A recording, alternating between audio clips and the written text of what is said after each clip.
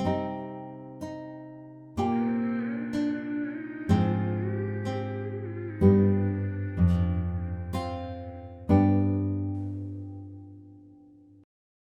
just gonna go ahead and say it. Anyone with a top hat is a Mason. Well, at least when it comes to the early 1900s. I don't trust any of these people with top hats. But what is a top hat, and why was every single person during this era wearing the same exact outfit?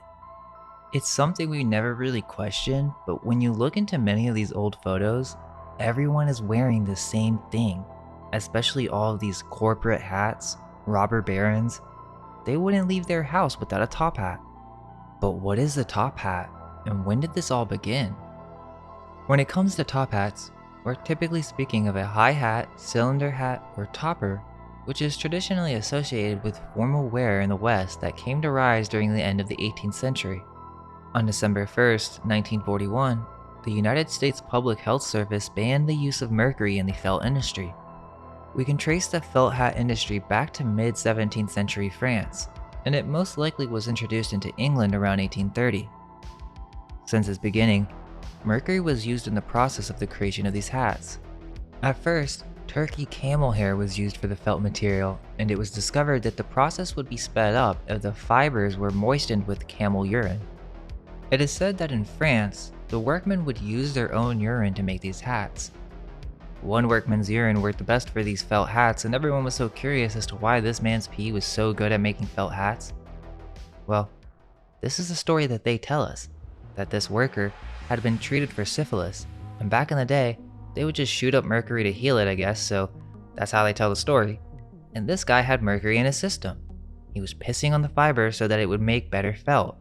And because the mercury was in his urine, they realized that it was the mercury that was responsible for creating the superior felt hats. This is the supposed reason that they started putting mercury in hats, for more quality hats? Well, that seems awfully strange because they were well aware of the effects of mercury poisoning, as they've been using it for medicine and alchemy for thousands of years. But the thing is, mercury poisoning would cause dementia and Mad Hatter disease, which could be characterized as delirium, hallucinations, and even suicidal tendencies. With severe cases, this would produce tremors throughout different parts of the body, including the mouth and tongue, making it difficult to speak properly. Those are in overexposure cases, but with just the right amount. These effects can be more mild and last for years without anyone noticing, producing effects such as fatigue, loss of memory, vivid dreams, and depression. So what is Mad Hatter disease? Exposure to mercury, even low levels for periods of time, can cause health problems in humans. Prolonged exposure can lead to chronic mercury poisoning. This may be called Mad Hatter disease or Mad Hatter syndrome. Mad Hatter disease causes severe neurological effects known as erethism. It can lead to symptoms like headaches, behavioral changes, and weakness. Then, during the 18th to 20th centuries, hat makers would use mercuric nitrate to stiffen felt for these hats. These hats would produce vapors in which those who wore them would not only absorb via their scalp, but would inhale in poorly ventilated areas. Over time, these hatters began having symptoms, including psychosis, excitability, and tremors throughout the body. It was so common that this is literally where the phrase, "mad as a hatter," comes from. Think about the long-lasting effects this would have, especially if the populace were not aware and it was promoted as the new fashion. I mean, everyone was wearing these back in the day. You were a nobody if you didn't have one. So was there a purpose behind this? We all know of the crazy Mad Hatter from Alice in Wonderland, but why does he act so crazy? During Lewis Carroll's time, mercury was being used in the process of creating top hats, and the Hatter is complete with all the characteristics of the disease. Erratic, flamboyant, and silly behavior, along with mood swings being the most obvious symptoms of mercury poisoning. Why would Lewis Carroll add this top hat reference? Is there a deeper truth to this Mad Hatter character? Which, interestingly, in the newer films is presented more like a clown with red hair or some type of demon, Nephilim, which is also interesting because people claim to be visited by spirits of a similar nature. They call them Mad Hatter demons. They are demonic entities that have white faces and wear the top hat. You can find these symbols all over the place, even in games. But where does this phenomenon originate? It's obviously a huge part of our psyche, but why? They're just top hats. Is it more than just a fashion statement? Or does it possibly represent a much darker truth? The Lewis character may have been one of the earliest characters of a Mad Hatter, but there are references from the 17th century in which a man, Robert Crabbe, who was an eccentric living in Chesham, England, gave all his good to the poor and lived on dock leaves and grass. However, Carroll may have based his Mad Hatter character on a Theophilus Cater, not a hatter, but a furniture dealer who was known locally as the Mad Hatter, partly because he always wore a top hat, was eccentric, and produced wacky inventions.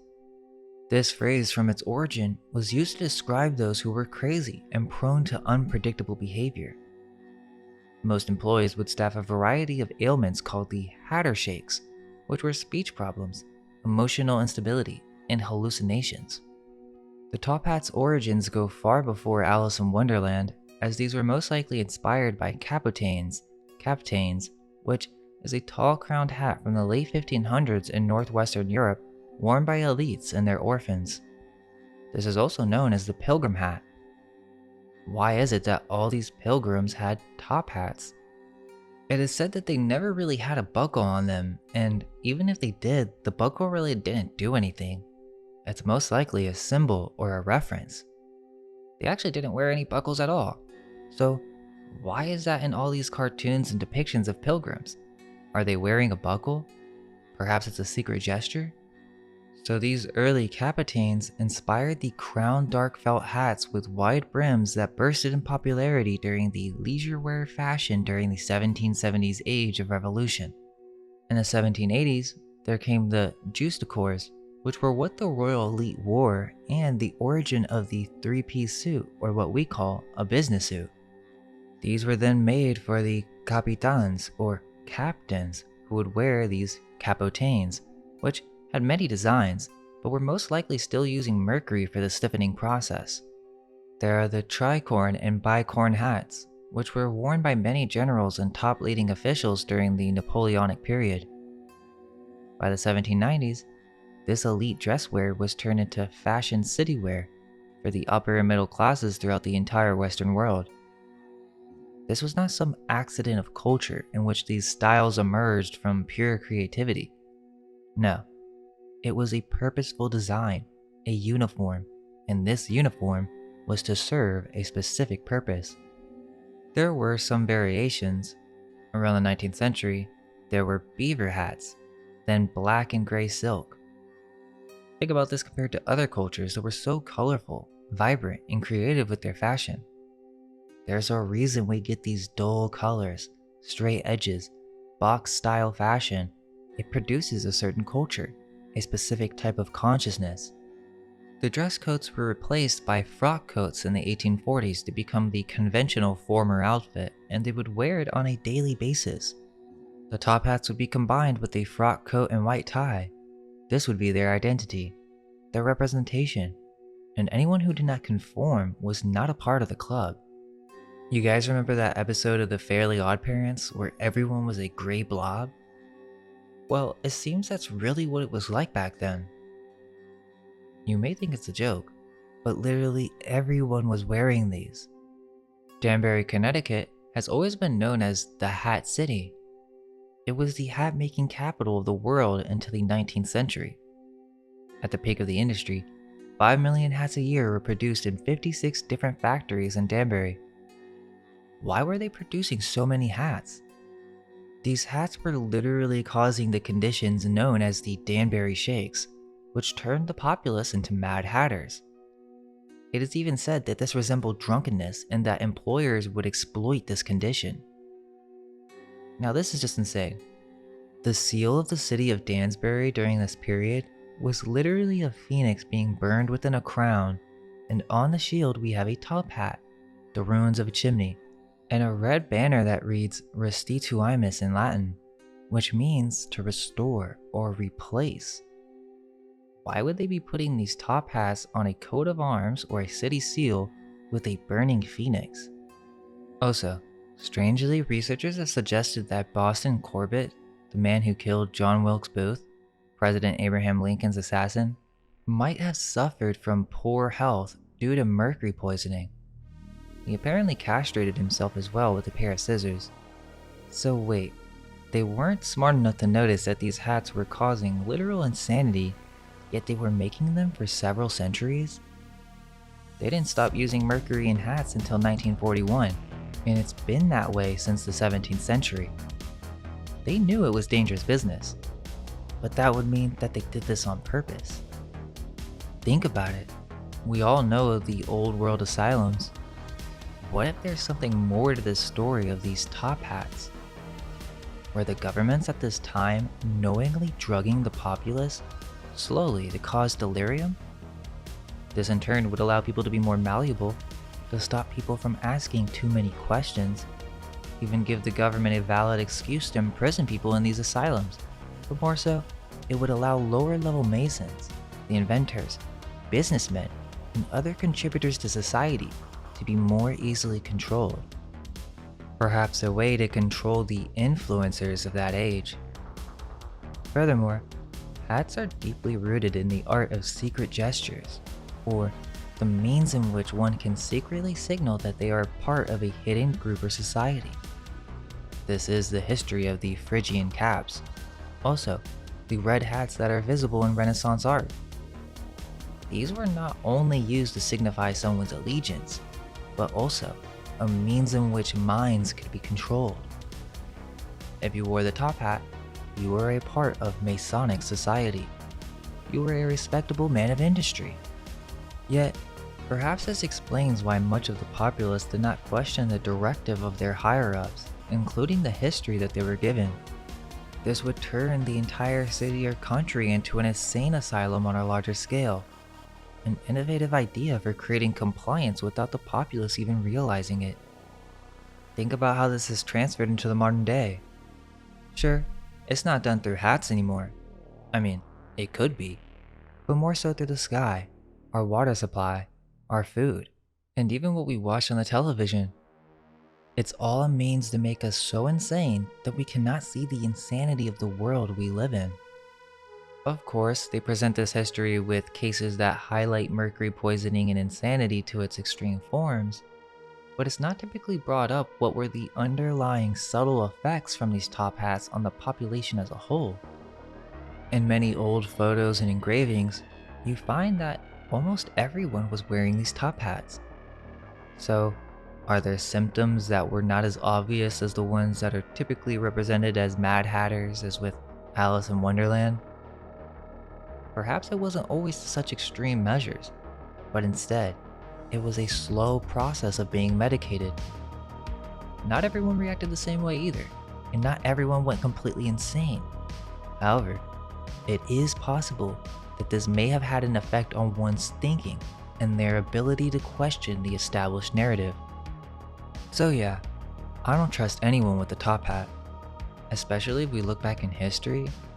These were the Masons that came in and repopulated many of these cities. This was part of their uniform, not the top royal level, but big players for sure. And it was a means in which they would be able to be more malleable and controlled by their new societal norms of rising industry and production. Am I just mad as a hatter? Or is there perhaps something more to this story of the top hats? Well, it gets even more interesting. So the question is, did the elite or top authorities of the time know of the neurotoxic effects of mercury? Because if so, then that would mean there was a purpose other than fashion behind these uniforms or fashionable top hats. Well, mercury causes Alzheimer's, schizophrenia, and depression. If people were going mad just because of working conditions and the products they used, then why would they be administering mercury-based medicine since the 1700s? Well, the blue mass was a blue pill, which was a very common remedy for several illnesses such as syphilis, tuberculosis, constipation, parasites, and even as a pain medicine. Now obviously this is the story of how they did it back then. Literally, they would stick a syringe in their urethra and inject mercury. No joke, that's what the pirates like Blackbeard did. Even a cluster pump to deliver medical mercury enemas for quicker absorption. The story is that they just didn't know they were poisoning themselves. Because keep in mind, the blue mass pill has a lot of mercury. Apparently, a typical daily dose of 2 pills would be 100 times the modern daily limit set by the Environmental Protection Agency in the US. So, if they were taking this basically for any illness, as a one cure-all method, which mercury is a antiparasitic, antiseptic, and has several other healing properties, being used for over 3,000 years, but when given on a daily basis, or perhaps as some type of soma, or remedy for any sickness. But then you can imagine as they started to fill up these repopulated cities with poor and filthy habits, such as emptying chamber pots into the streets and no solid waste management, that over time, they would need to use this type of method of healing constantly and on a daily basis. At some point, the elite would have noticed the mental side effects and the long-term effects of heavy metal toxicity. So, then these pills would be used as a matrix drug, a way to keep people from thinking too much, a way of forgetting about higher realms and being locked into material reality, while at the same time dumbing our intelligence and ability to be curious of the realm we live in. We know these pills were used in London. The Edinburgh New Dispensatory, 1789, instructs the making as follows: Pilula ex hydrogyro, London, quicksilver pills. Take a purified quicksilver, extract of licorice, having the consistence of honey of each 2 drams, licorice, finely powdered, 1 dram. Rub the quicksilver with this extract of licorice until the globules disappear.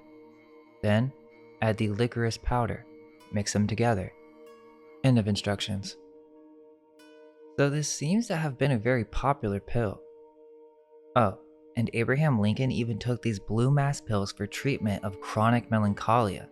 It was reported that during this time, Lincoln experienced neurological symptoms, insomnia, tremor, and rage attacks, which suggests that he was suffering from mercury poisoning.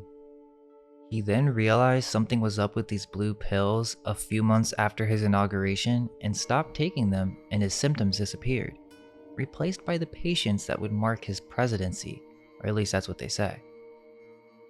Okay, or maybe it was time for him to wake up from the Matrix to implement a greater plan.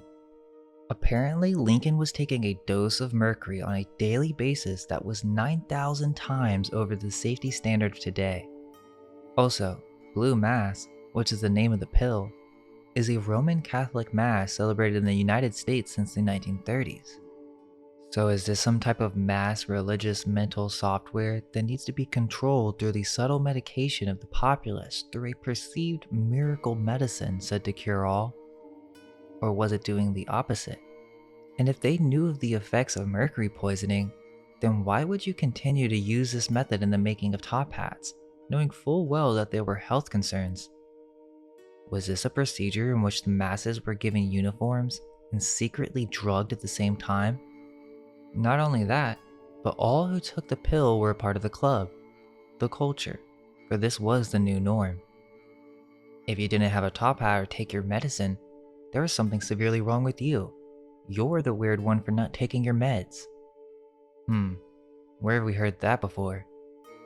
It's not like this was never thought of in the past.